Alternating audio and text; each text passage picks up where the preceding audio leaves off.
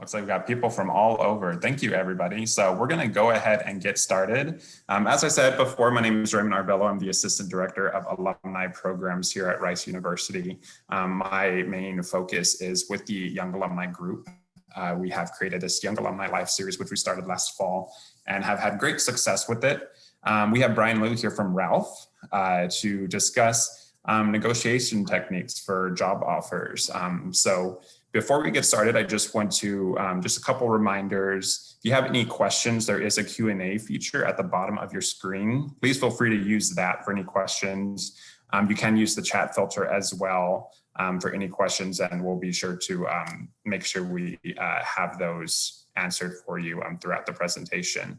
But without further ado, I'm going to go ahead and hand it off to Brian. Welcome, Brian. Cool. Thanks, Raymond. Yeah, welcome everyone. Really appreciate you taking the time out to chat. And, I will be sharing a feedback survey at the end. So if it's possible just to fill the feedback, that'd be great. And, would love for this webinar to be as interactive as possible. I hate just kind of talking to a screen. And so, feel free to, I'll pause kind of throughout the webinar and feel free to unmute yourself and introduce yourself and ask a question, and we can kind of have discussions throughout too. Raymond, do you want me to start right now, or do you want me to give a couple more minutes for people to file in? Usually, I wait till I don't know, 5 or 10 minutes, but we can also get started now if you want. Oh, yeah, you could go ahead and get started now. I think we'll have probably some more here in the next couple minutes, but it looks like we have a good amount to start right now. Okay. Yeah, so just a little bit of background on me. I spent 5 years actually building a different company that was in the education technology space. And that went through Y Combinator, and I hired several engineers. And that's actually where kind of the beginnings of Ralph began, because, you quickly realize the leverage talent has when it comes to offer negotiations when you're on the hiring side and you're like a 4-person startup trying to hire.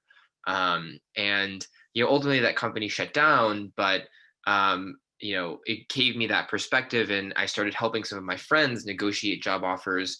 And then I kind of had a light bulb moment when someone very close to me got a job offer that was below what she was currently making, and I asked her if she was going to negotiate it, and she said, "Do you think I should?" And I think what I was most struck by was that she questioned whether she should or should not negotiate. She was an incredibly smart, incredibly hardworking, incredibly ambitious professional. And just that she doubted whether she should or should not do it really surprised me. And so after, pushing her through that process, I helped her get an increase in her offer. And then I just thought, how many other individuals experience this problem, on a, maybe couple year basis. And that was the genesis for the company. So then the company now, just a little bit of context, we're about 3 years old. We've helped over 200 clients negotiate their new job offers. So we're specifically focused on the new job offer situation. Obviously raises and promotions and even negotiating severance is all spaces to which we plan to expand further into. But for now, most of the advice I'll be giving to you is as pertains to a new job offer. I like to use this surveying tool just to kind of get you guys a little bit more engaged and learn about your guys' background. So if you go to pollev.com/Ralph, can you just give me a sense for, where do you currently work in right now, or what is mostly your experience?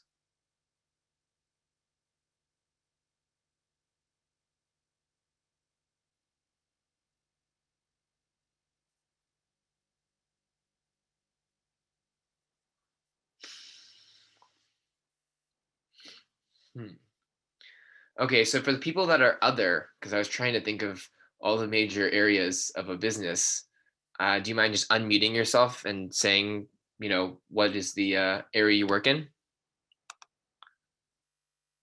Actually, just kind of curious, seeing as it looks like I missed a bunch of different categories.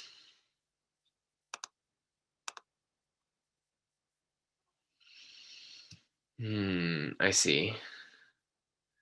Education. Consulting. Yes, makes sense.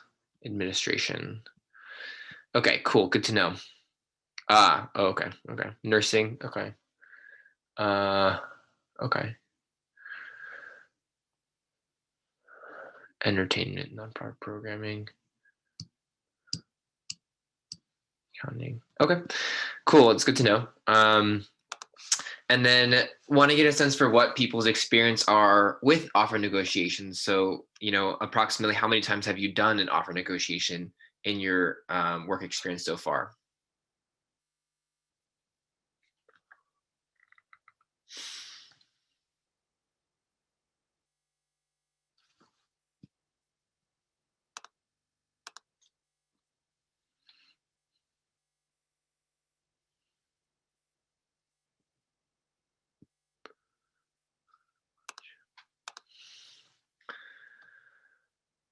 Okay, cool. So it seems like actually a good number of people have never negotiated a job offer. Maybe you've done it once. And some people have done it maybe several times. So, just to start with kind of what are my goals for being here and what do I hope you guys will get from this webinar is to really just share the experience that I've accumulated from helping about 200 different job candidates go through their career transition. We've mostly been advising candidates in tech, but we have helped candidates in biotech, in finance, in consulting, in nonprofits. And so it's been a smattering of other industries as well. But the key point purpose of this webinar is that even for the individuals here that have maybe negotiated 3 or more times, um, what exists in an offer negotiation is an experience gap that I think not a lot of people recognize, which is that when you're negotiating a job offer, it's usually with a recruiter, and that recruiter has done hundreds, if not thousands, of offer negotiations. They are the negotiating expert for the company. And so negotiations aren't necessarily hard because you're bad at negotiating. They're really hard just because, companies are so experienced at it relative to a candidate. You'll never be as experienced as a recruiter will be at understanding your market, understanding how to negotiate a job. And it really is the role of the recruiter to be the hiring and market expert for candidates. Um, and I think, as we continue to work with clients, we just see how, there's so much that companies do to optimize this situation. And the landscape just changes so quickly. So, I'll give you an example of just like a client we're helping with a company, Waymo. For those of you haven't heard of it, it's basically Google's self-driving car company. And, in a Waymo offer, one of our clients is getting, in the equity package, it doesn't actually even have a normal type of like restricted stock unit or option, which are already confusing things. But what Waymo has done to make it even more confusing is that they've created their own security called a Waymo membership unit. And it has its own special cases for how it can be bought and sold. And, how a candidate's supposed to be able to like interview for a role and then understand what a Waymo membership unit is to then be able to negotiate it is just like beyond me how that is like a realistic expectation. Um, and I think what I would push you all to realize is that a job offer is a very complex transaction. It requires a lot of understanding of a lot of details, and it is like a long-term decision. Because ideally, all of you are trying to you want to be in a company for at least I'd say 4 years, right? And so the goal of this webinar is really to bridge this experience gap so that you can understand the complexity of this transaction more and understand how to finesse it more in ways and understand how the recruiters are finessing it. Okay, cool. And so just for like a high level agenda today, like, I first went over what the goal of this webinar is. Although I'll then go into, what I believe the fundamental disconnect is that exists between how candidates think about job offer negotiations and how the company thinks about it that leads to the companies succeeding more than candidates. I'll talk a little bit about, I think there's just a big difference between how hiring and offer transactions work today than they did, 20, 30, 40 years ago. And then I'll share like a really like what is the most valuable learning that our clients get when they work with us. We'll go through three of the most common negotiation tactics that companies employ that you guys will all face when negotiating job offers. And then we'll go over the top three mistakes that we see candidates make when negotiating. And then we'll end with sharing a story from one of our clients, and then we'll do Q&A throughout, but then also at the end. Okay, so what is this like fundamental disconnect? So the fundamental disconnect is that for all of you listening in on this webinar, compensation is not your primary optimization. The type of work you do and the problem you're solving and the meaning of the work is more important. And you're thinking about things in terms of, the relationship. But on the other side of the negotiating table, you need to understand that they see your role in hiring you as a business. And while they hope there is alignment on the mission and, they want to have a good long-term relationship, et cetera, all of those things are secondary to you serving the business needs. Of course, unless you're joining a nonprofit, which is, separate. But again, this is a transaction in that it is a business.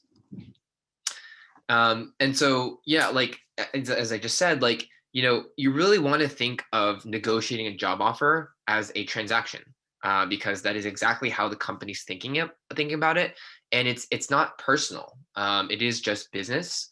And especially when you're dealing with recruiters, you're literally like a sales goal to them. They have quotas they need to hit, people they need to hire. And so negotiating is just one part of the process that they deal with on a daily basis, right? And they deal with a huge wide range of people and how they negotiate. So a big thing that don't really have a proxy for is like, how much can you negotiate and what is too much negotiation? And recruiters see like really, really aggressive negotiations, and it is just a part of their job, and they don't get concerned by it. And then they see people that just don't negotiate at all, and they also don't care about that either. But the point is that like for the people that don't negotiate, even kind of moving towards negotiating more makes them concerned, but they don't even realize that like the range of people that negotiate, like how aggressively some people do without having any negative impact, is like significantly higher than they realize. And I think the reality just of the hiring market today, especially for competitive talent in industries like where there's a lot of hiring, like tech or finance, or consulting, or other competitive landscapes, is that it's just become very transactional. But this historically was not the case. I think 50 years ago, you would actually hypothetically join a company and spend your entire career there. So maybe if employment was a transaction, it was at least focused on being like a long-term one. But today, we know that the average tenure at Facebook, for example, is now 17 months, which is a little bit more than a year and a half, which is like an extremely short amount of time to be at a company.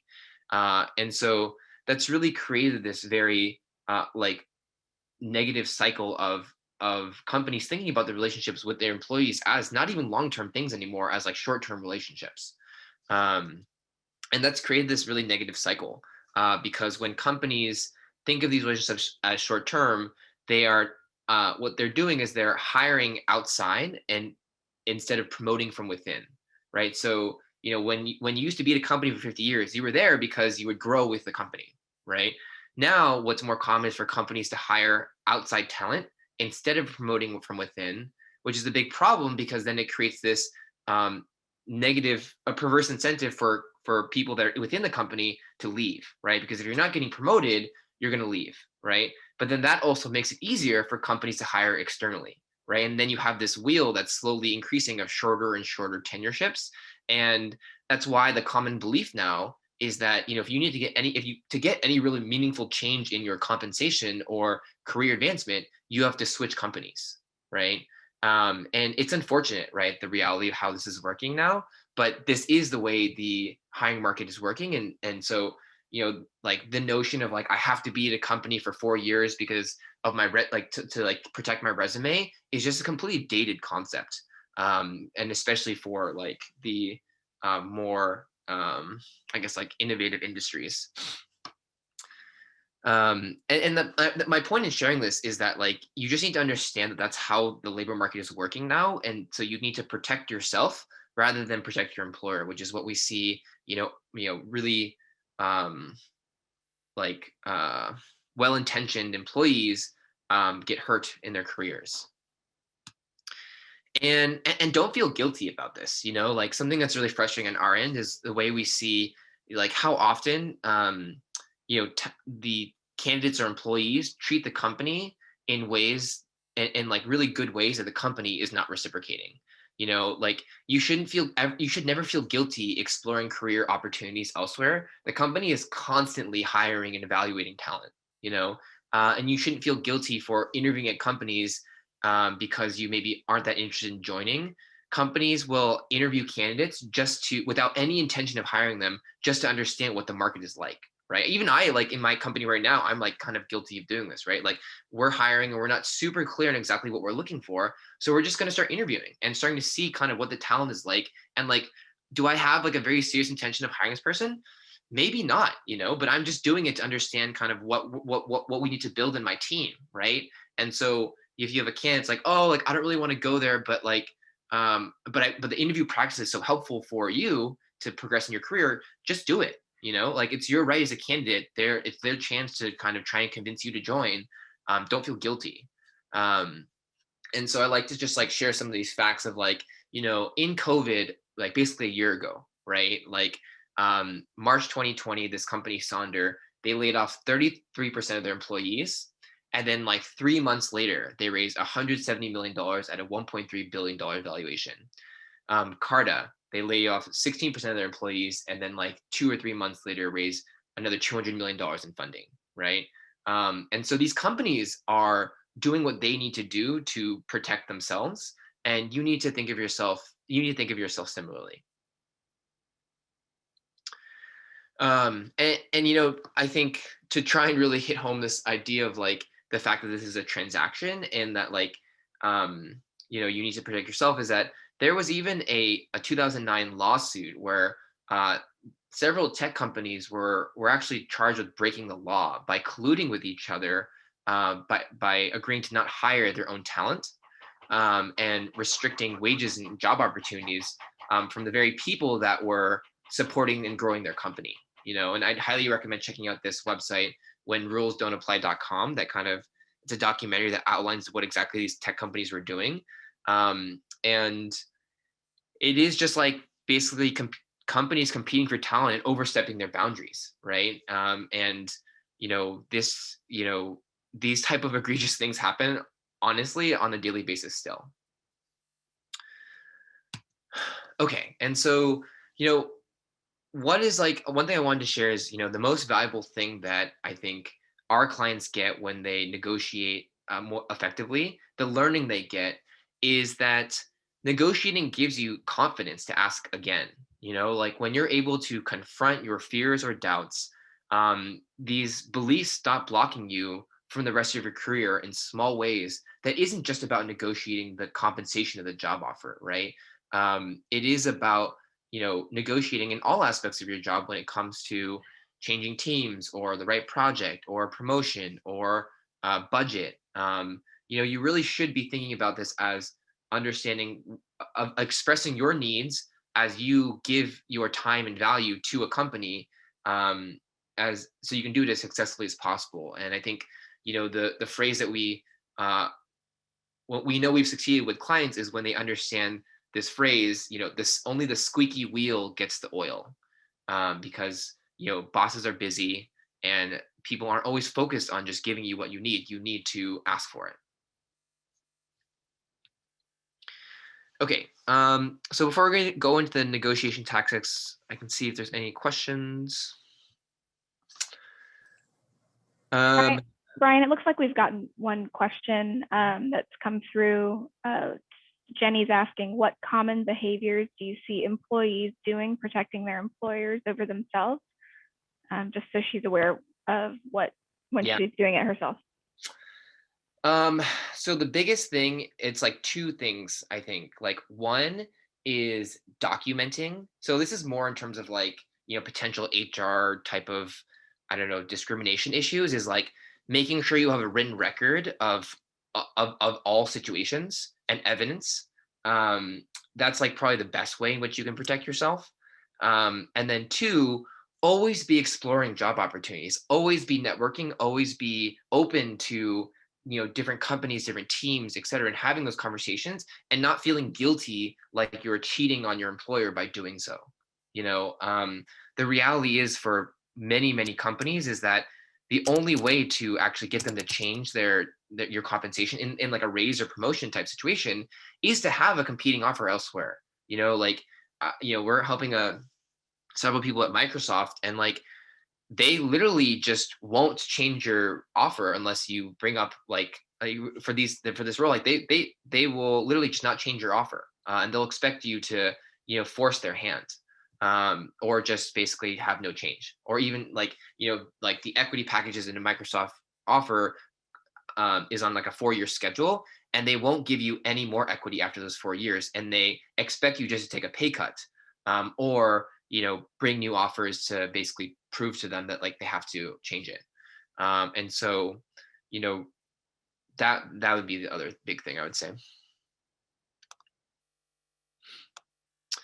Okay, so now let's go over like the 3 most common negotiation tactics. So the first tactic that you guys are all going to face is that a company is going to try to get numbers from you first. And this will be even at the very beginning of the application process, when in the job application it asks for like desired salary, or in the initial phone screen they'll ask you for salary expectations, because it's illegal. I know it's illegal in California, New York, and many states. I think it's also legal in Texas. Actually, maybe not for Texas, but it's illegal in many states to actually directly ask for your previous salary. But recruiters will ask in different ways to get around it by asking you what your expectations are, or give me a sense of what you're thinking for numbers, and these things just happen. And so to give you an example from to put you in the head of one of our clients, right? Ashley is interviewing for a role at Facebook that she's really excited about, and then in the second conversation with the recruiter says, hey Ashley, like we really enjoyed the first chat. We just want to get a sense for what are your salary expectations, right? The recruiter may also do one of two things. One, they might position this as, I'm doing this to help you, right? So saying like, I need this information to be able to help you get the best offer possible. And so, it's like a let me help you type of situation. Or two, they might say that they might deflect to a third party and say like, look, this is not me. This is like a rule in HR, and HR is preventing me from continuing with this process unless you share numbers first. So, in a quick survey, like, if you were in Ashley's shoes and a recruiter is asking you for numbers, how would you feel?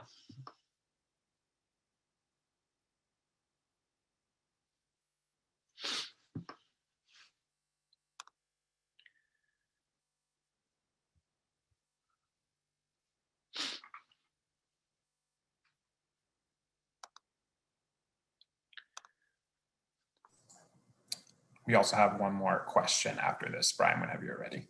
Okay. Yeah, so is it a bad tactic to say you have an offer of a certain amount even if you haven't gotten one in order to set an offer amount? So I would never lie.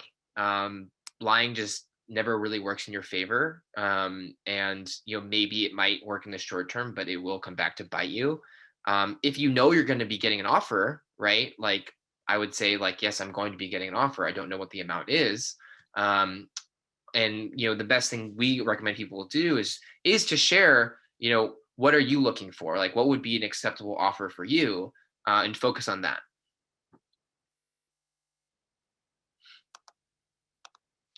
Okay, so yeah, so most people feel obligated, maybe a little bit confused. Good number would feel calm and decline sharing numbers. That's great.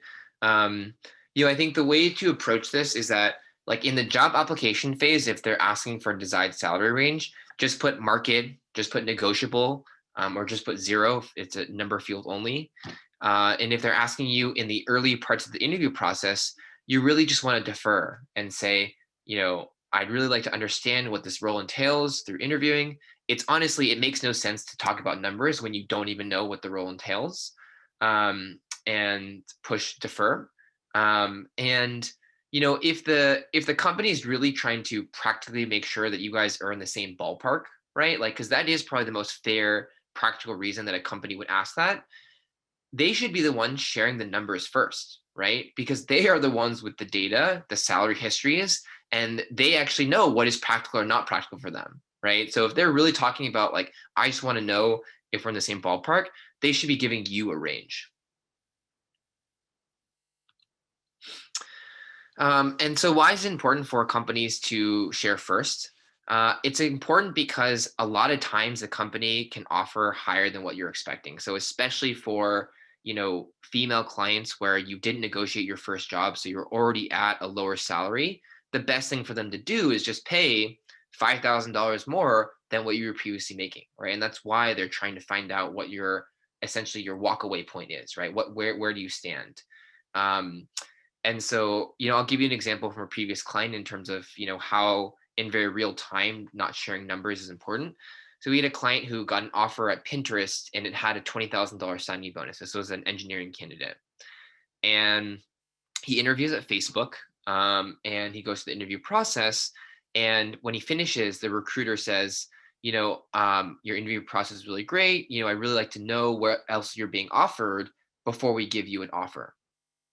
And we declined to share that. And he says further, look, if I don't know what else you have in your other offers, I will have to give you the standard offer. And your interview feedback was so strong that I don't want to do that. And we decline again. And we say, just standard offer is fine. I'd like to understand how you guys are valuing me first. And then, we eventually do. He comes back and he says, oh, I was actually able to fight for you and get you an above average offer. And in that above average offer, the signing bonus is $50,000. And so as you can see, just from declining to share the information of the Pinterest offer, we've made a $30K increase in the signing bonus without even negotiating yet. And so that's why it's important.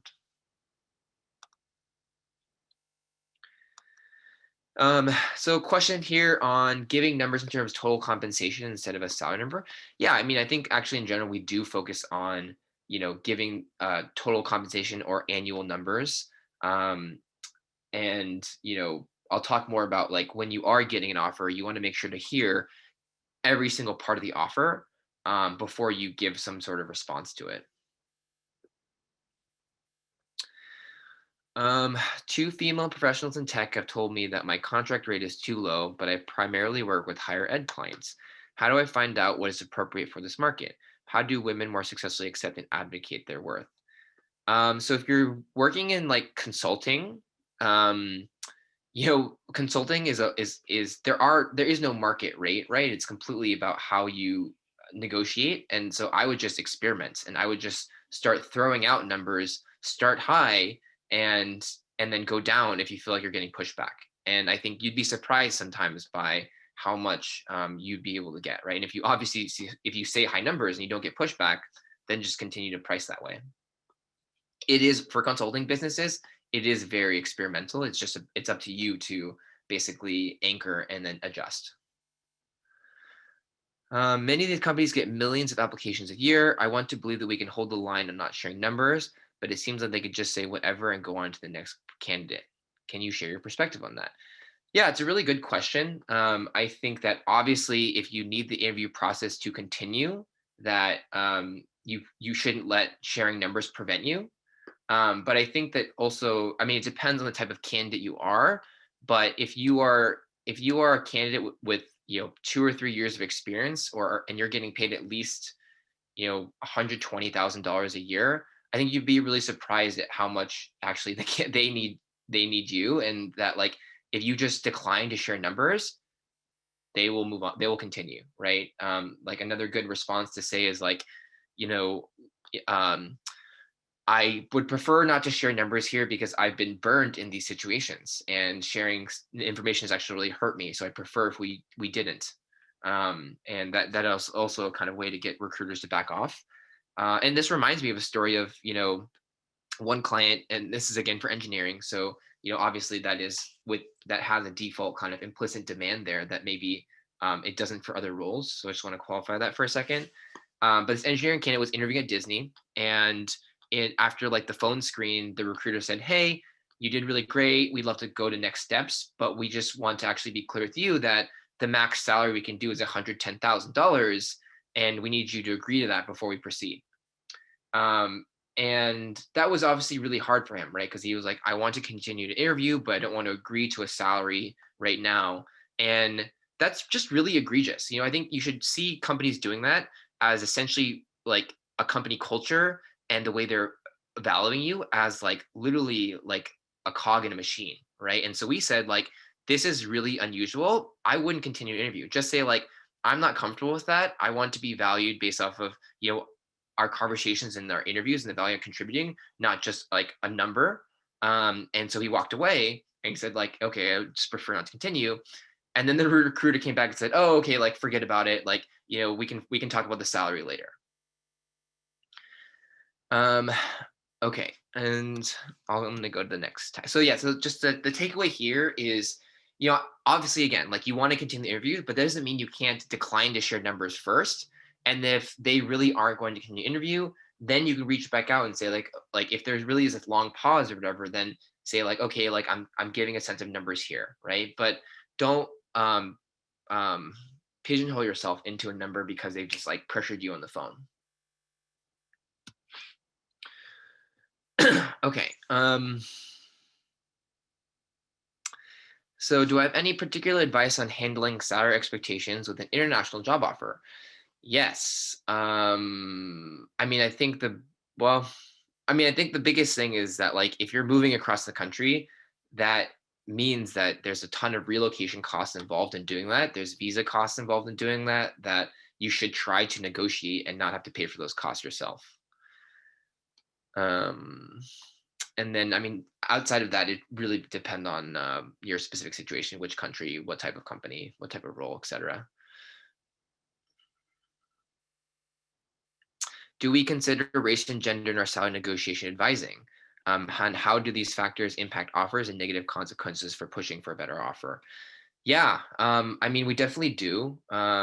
It's tough because there's definitely some realities to it's harder for especially women to negotiate because it's perceived as overly aggressive when maybe they're just doing the same type of negotiating that a man would do. And so the way we articulate and phrase these things, we try to position them more as like you know essentially deferring to a third party ourselves, and it's like I'm being advised by my mentor, my advisor, to do these things, and not letting it be not letting it affect as much the impression of the candidate. And I think that's helpful for when women are negotiating, and as opposed to men.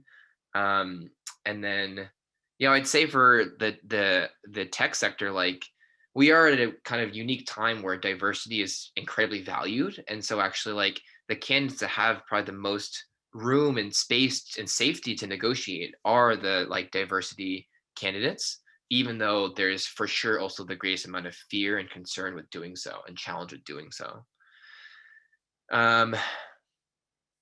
Glassdoor is an excellent source of salary data and market position. So I'd actually really, really disagree with that. I have found that almost all of Glassdoor data is deprecated, and lower than what we see what actually exists in the market. And that Glassdoor is kind of a tool for companies to protect their image and brand. And there's actually a lot of articles on the internet and the news about how Glassdoor like hides poor interview or allows companies to basically add in positive reviews, like hide negative reviews. And so I'm actually very, very skeptical of Glassdoor. I think it's really sad how they've evolved because they've kind of become essentially a tool for corporations and really have gone against what I think they originally intended to. I can say for the salary data in tech, for sure, Glassdoor is terrible, horrendous. Do not trust it. I can't speak for the other industries as much.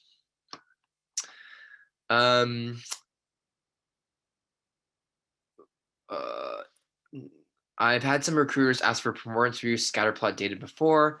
Any advice on how to handle this type of request? Of course, saying the client's maintaining it. I'm not sure what you mean by scatterplot data. But yeah, if you could follow up on that.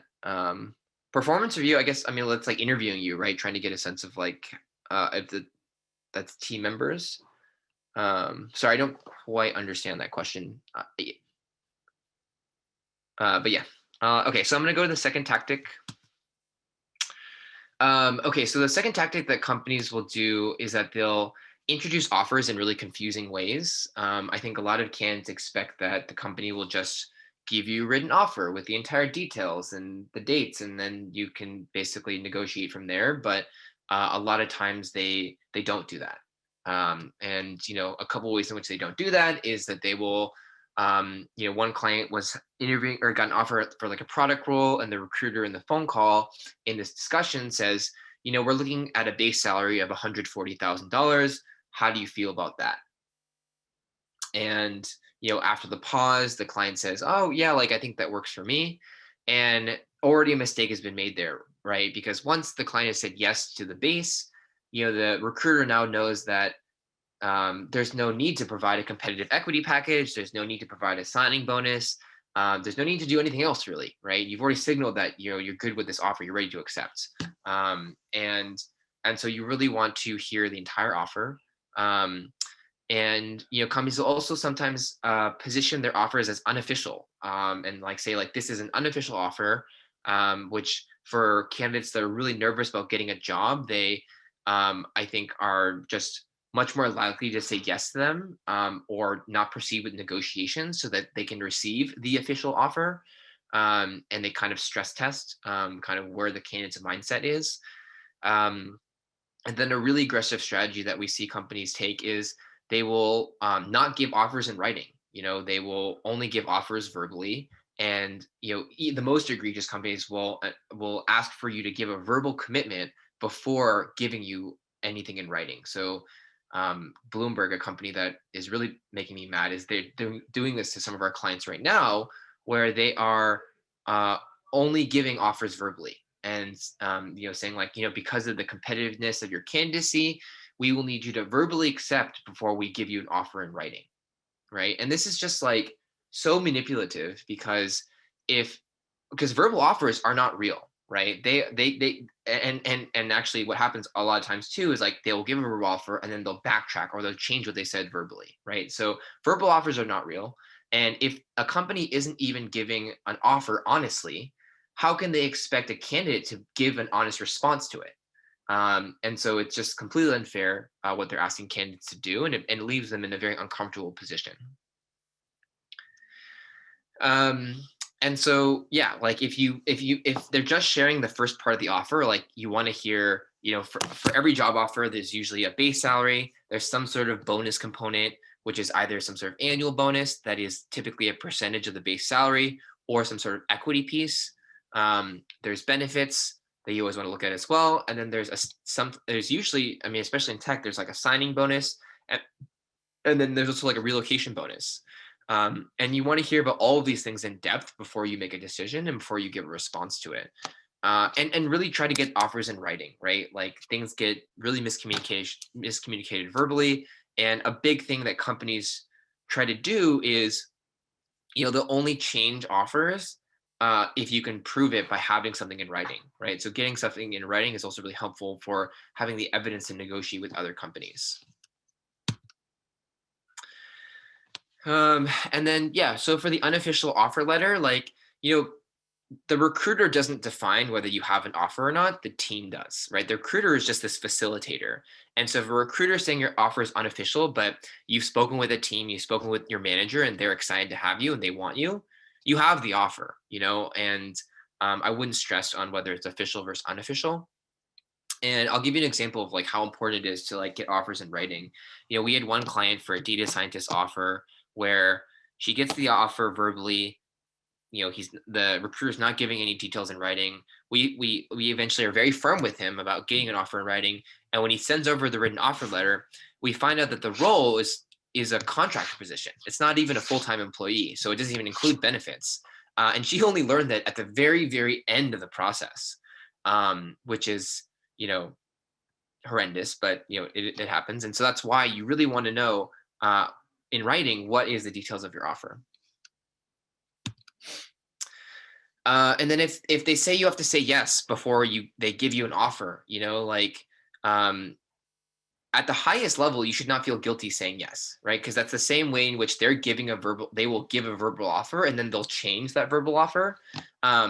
But we know that like a lot of candidates feel like they're lying by saying yes if they, and then they potentially don't go to the company. And so at a minimum, we recommend you say that like, I'm 90% there, but I can't accept an offer until I know what it is, right? Like you literally physically can't accept any offer, sign anything until you physically have it. And so that's how we recommend approaching that. And so the takeaway here is, ultimately, I think what candidates don't realize enough is that, in an interview process, the company's assessing you, right? And once they've extended you an offer, they want you and they're already pretty bought into potentially hiring you.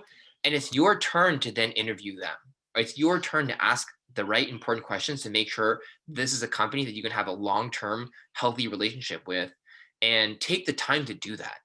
Don't just get the offer, ask for $5,000 more, $10,000 more and accept the offer. There's so much detail about the company and the manager and the team and the role and the hours, how much travel, like what's the working style. Like there's just like so many things that you should understand before you go into start a relationship with the company, that the company makes sure that they're clear on it for you, right? But candidates don't really do it for themselves. And so we recommend you to really try to control that impulse. You're not going to lose the offer by asking some question. Be patient and be patient. Okay, so pause here for some questions. What if the company is known for offering under market compensation and you have adequate research on the salary you can command given your pedigree and experience? Is it advantageous to share your numbers then? If you mean share your numbers as in what you're previously making, no, unless those numbers are so high that the company is going to have trouble reaching them at all. All companies lowball. Like it's a business. They're not just going to give you as high as they can. They're trying to optimize their biggest cost, which is labor. And we see it in the tech industry, we see offers changing by 80-90% from the initial offer to show you just the degree to which how much companies will lowball. And so it is just how it works. Like companies offer lower with the expectation that there'll be some negotiation and some wiggle room. And so if you don't negotiate, then you just basically, the company's just made up, profited from that difference. And so, yeah. What are the best strategies? Actually, do you mind actually keeping the questions up a little bit so I can remember them? I think there's multiple parts to them sometimes. So what are the best strategies for doing legal diligence on complex equity rights? Befriending lawyers, paralegals, and buying them beer to do a favor. I think a lot of people feel lost in these circumstances. Yeah, there's a lot of good resources. There's a Holloway equity. There's a lot of online resources, honestly, on how to evaluate this stuff. I think. Oh, sorry. Do you mind bringing back that question? If it's possible. Yeah, there's a lot of online resources, but again, it tends to not be that you don't know what the questions to ask are. It's having the confidence to push on them. So I would highly recommend for complex equity packages to hire an employment lawyer to just advise you for an hour, and or use a career coaching service or something to help you with it.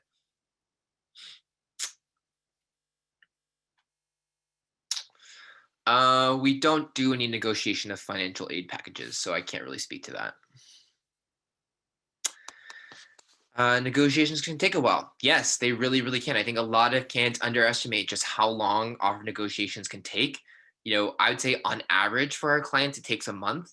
Sometimes it takes 2 or 3 months, especially when what's really common right now with COVID is that a lot of companies are down leveling candidates. So because there's like a surplus of talent, and because talent is quite skittish right now, they will offer, instead of lowballing, right, they will offer a lower level than what the candidate should be based on their work experience.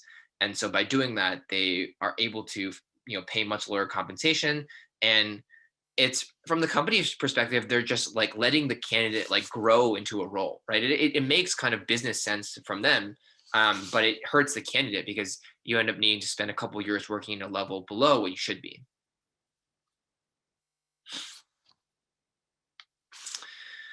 What if there really is a cap on a role? How do we know if this is true or what the HR rep is saying? Yeah, it's a good question. Like, I think obviously there are limitations of what a company can do, but you should understand that these limitations are based off of people ultimately. Like, it is ultimately decisions from people that dictate how your compensation changes.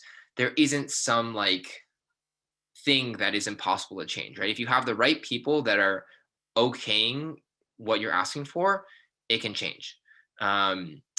But I would ultimately let the team and hiring manager or manager working for it dictate what is possible and not possible, rather than what the recruiter is saying, mostly because the recruiter doesn't have any authority to do much. Like, they don't understand the value of your role and what you can do, and so base it off of the team and your manager rather than the recruiter.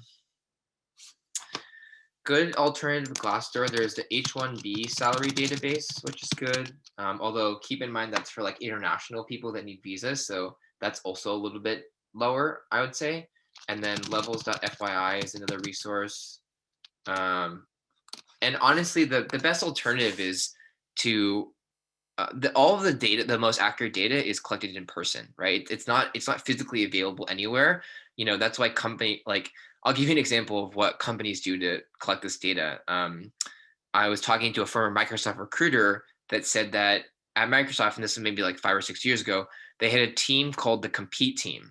And the Compete Team was a team of recruiters that were tasked with finding out what Amazon, what Facebook, what Google were offering candidates that Microsoft was extending offers to, collecting that data, putting it into a spreadsheet, and then giving it to Microsoft recruiters, right? And so all of the data here is not really easily accessible in physical form. And so you need to access recruiters, access headhunters, access friends, and do the market research yourself. Okay, and then the last tactic is that companies will very often apply time pressure to your offer. And that time pressure very rarely is like as defined as they mean it to, as it sounds. So Andrew is a client that received an offer from Apple for a data scientist role that he's excited about, but he still has 4 other companies he wants to interview at. And so in the email to the candidate, the recruiter says, we have a standard policy of 2 weeks, or in the offer letter, there's like a date that's 2 weeks from when it's given, or, what's really common is the recruiter just emailing you and saying like, we need a decision from you by Friday or in 2 days, or etc. Right? So if you guys were in Andrew's shoes, how would you feel with a deadline like that?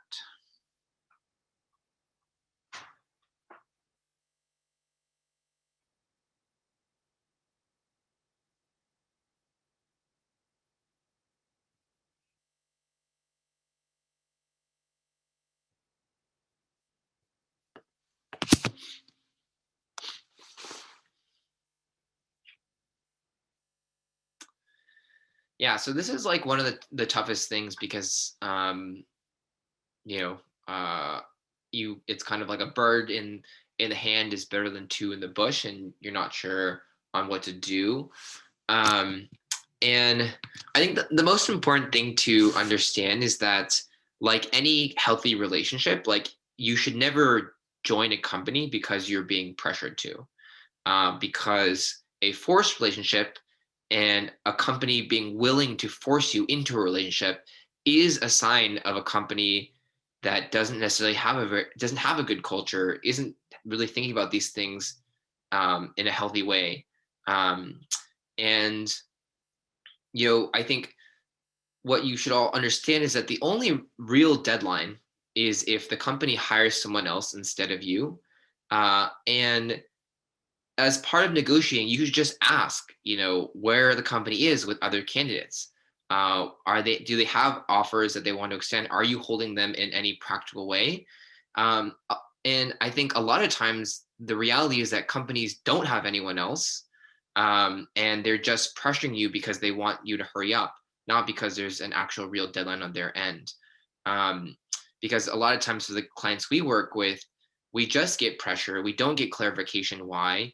And sometimes though we do, and when we do, it's very clear, we had a client with an offer at Yelp, and we took about 2 weeks to negotiate. And in the third week, the recruiter calls the candidate and says, we have another candidate that we will make an offer to in 2 days if you don't accept.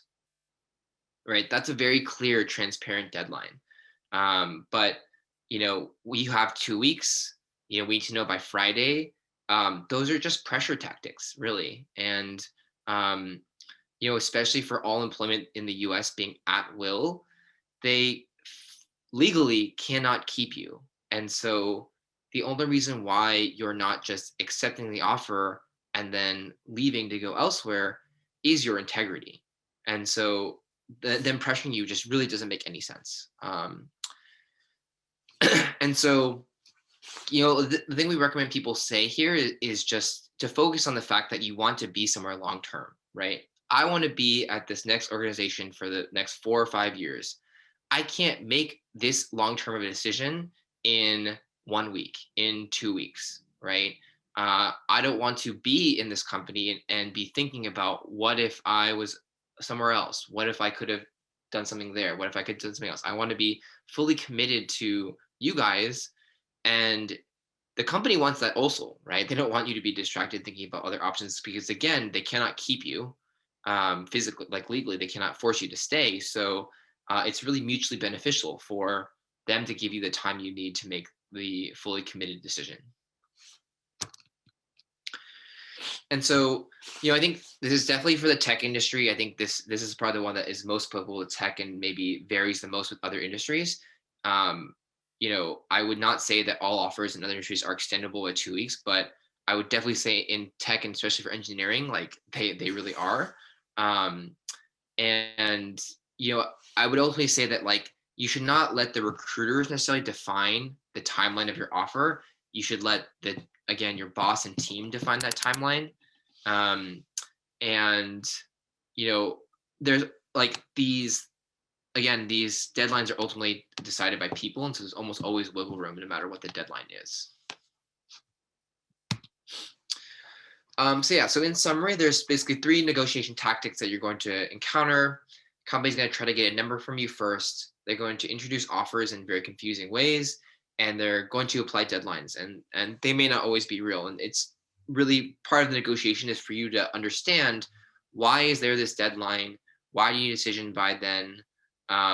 Or if not why, it's like who are the other candidates at offer stage, and what is your interview pipeline like? Just how a company will always ask, where else are you interviewing, and how close are you making a decision for your other companies?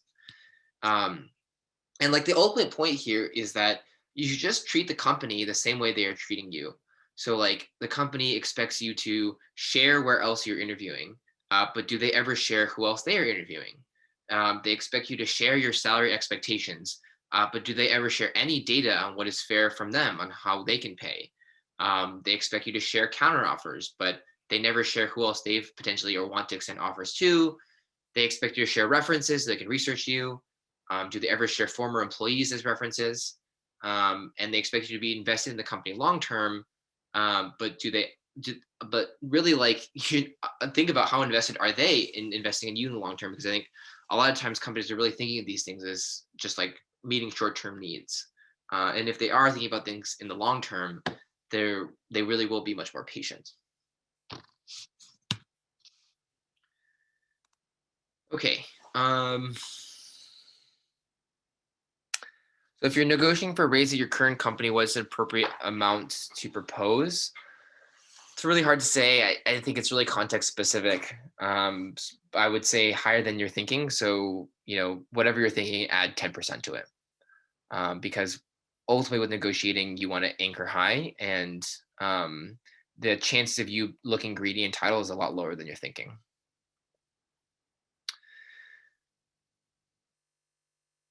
Yeah, in terms of like down leveling, the best way to position yourself for preventing down leveling is just to interview at multiple companies, because companies, it's pretty hard to negotiate increases of levels, but where we have seen companies change very quickly, almost immediately, is when you have counter offers and options to go elsewhere, especially when those options elsewhere are at a higher level.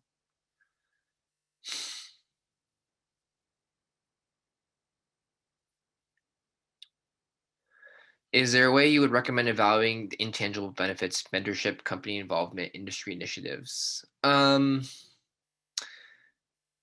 I mean, I think ultimately what's ironic about our business is that like we help you negotiate compensation, but like we recognize that like you should make the best career decision. We just force you to understand that those aren't mutually exclusive things. Like you can make the best career decision and negotiate and get paid as best as possible. It's not always like a trade-off.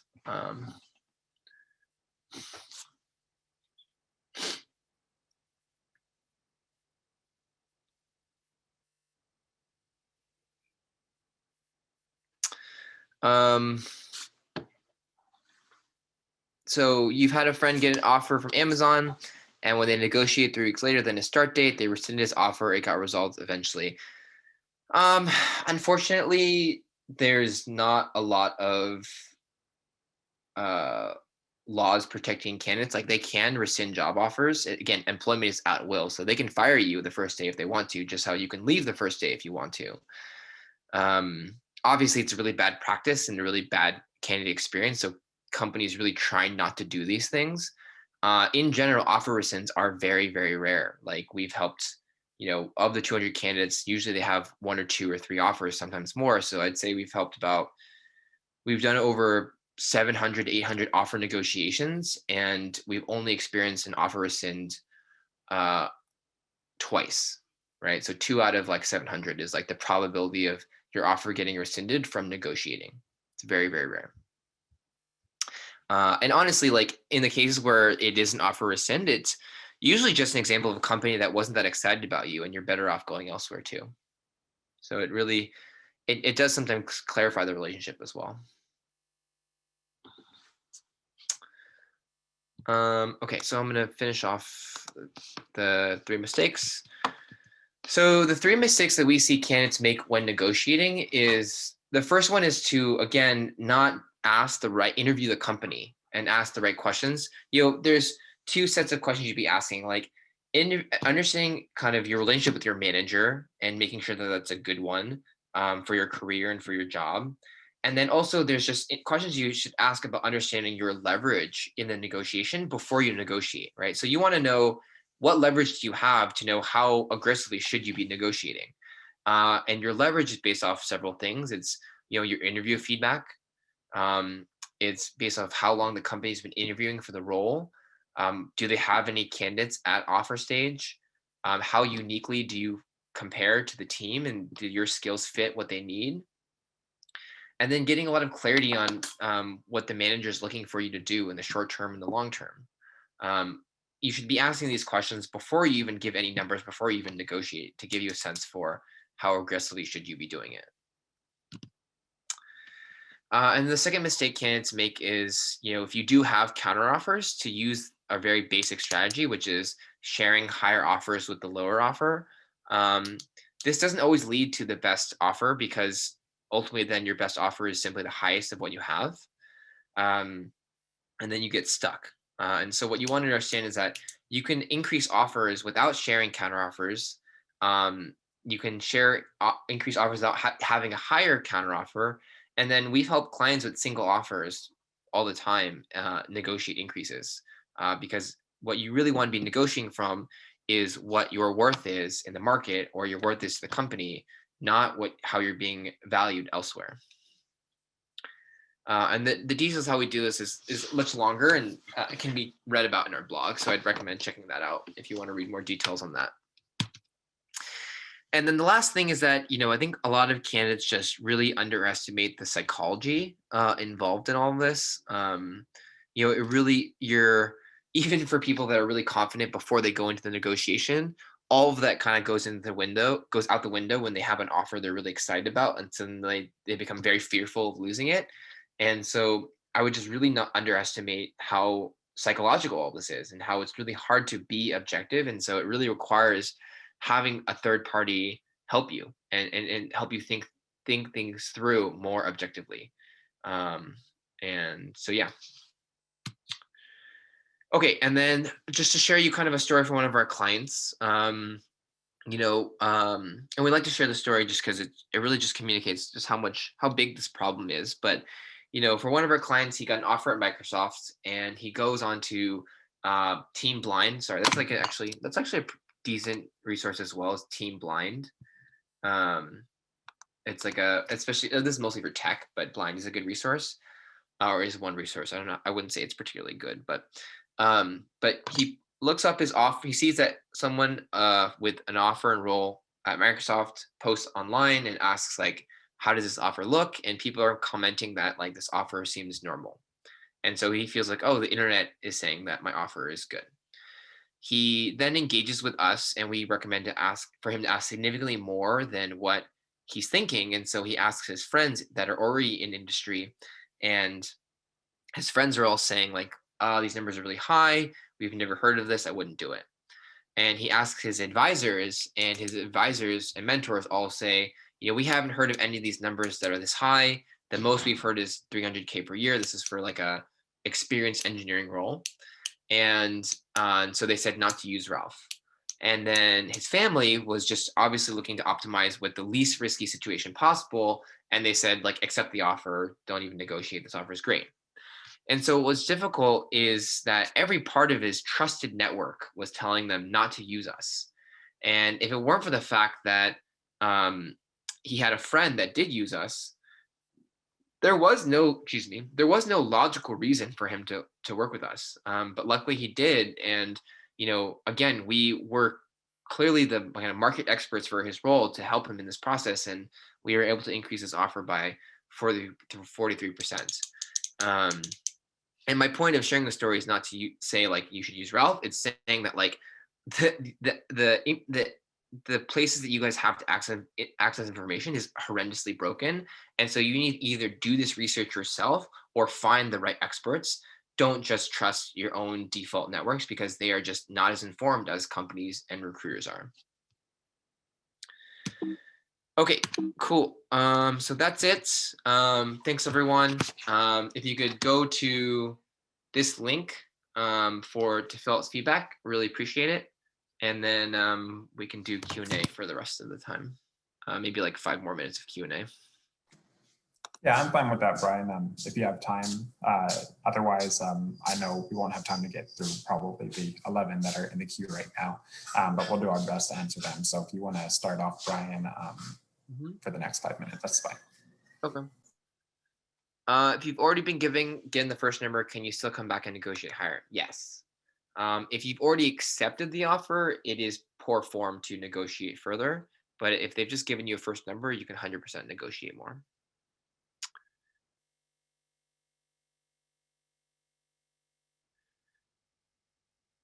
Are there noteworthy differences in negotiating with a small startup, not large enough to have recruiters or HR?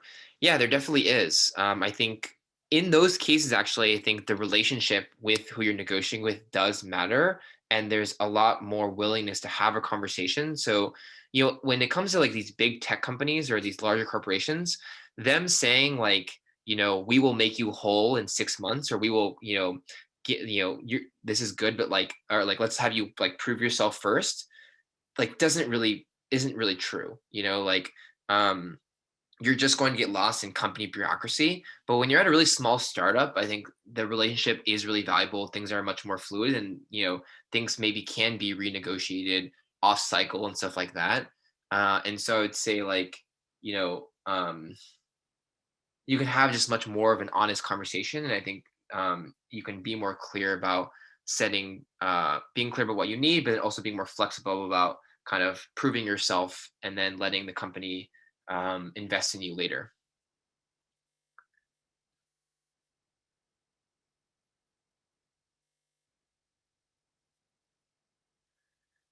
Let's see here.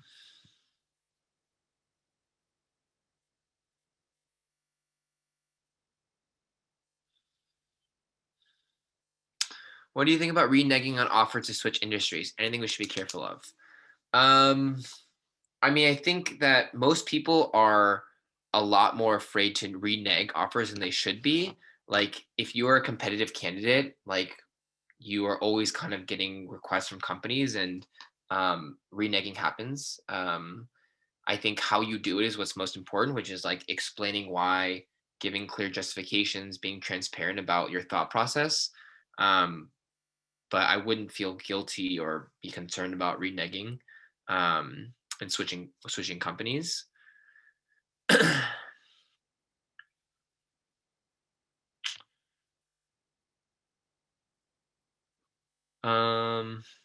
Yeah, for information about Ralph, like I would just reach out, and we have like free consultations with some of our career agents. The goal of these webinars is just to be really education focused. So for companies that use the verbal offer tactic, no, like yeses are not binding. They're just a verbal, right? Like it's the same way a company will give you a verbal offer and then like change what the details of that offer are. Like nothing verbal is binding.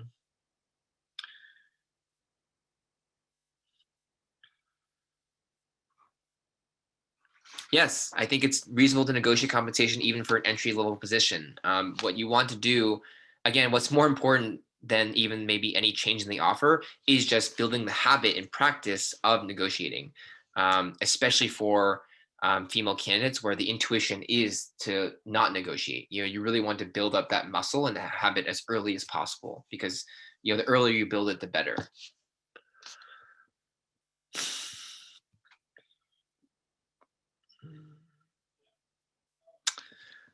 I think, yeah, that's pretty much. Are there any situations in which companies have a set salary or budget for position?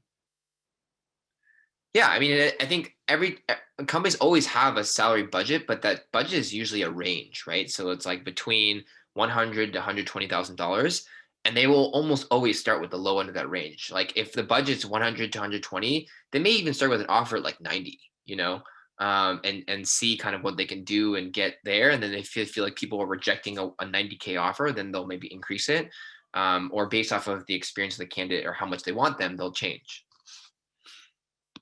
Cool. All right. Well, thanks everyone for your time. Definitely please fill out the feedback form if you can. And yeah, thanks again. Perfect. Thank you, Brian. I want to thank you, Brian, of course, for being here. Thank you, everybody else, for staying. I know we were due to end at 1, but staying after to get some of your questions answered. Of course, there is a survey after this webinar as well on our end for Rice. So if you could fill that out, just so we know. Share that and then. Yeah. Oh, no, you're perfect. You're fine.